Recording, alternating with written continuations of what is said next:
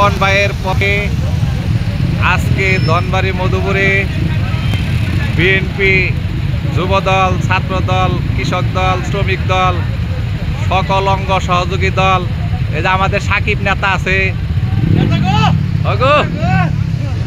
সকল অঙ্গ সহযোগী দল মাঠে নেমেছে। স্বপন ভাইয়ের পক্ষে জনরোড সৃষ্টি হয়ে গেছে সেই ঘাটাইল থেকে মধুপুর পর্যন্ত। আপনারা দেখতে পাচ্ছেন কানায় কানায় রোড ভরে গেছে। আমার মনে হয় 10,000-এর উপরে মোটর সাইকেল শোডাউনে নেমেছে। এই আমার ভাই বলতেছে আরো বেশি আছে, 10,000-এর বেশি হবে।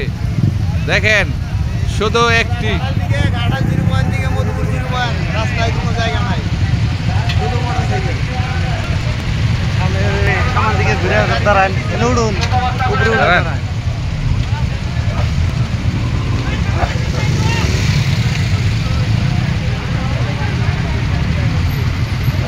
এই যে ধনবাড়ী উপজেলার যুবদলের যুবরাজ মোহাম্মদ দেলোয়ার হোসেন, ওই যে ছাত্র দলের যুবরাজ সাকিব, আরো অনেকে দেখেন উপস্থিত আছে।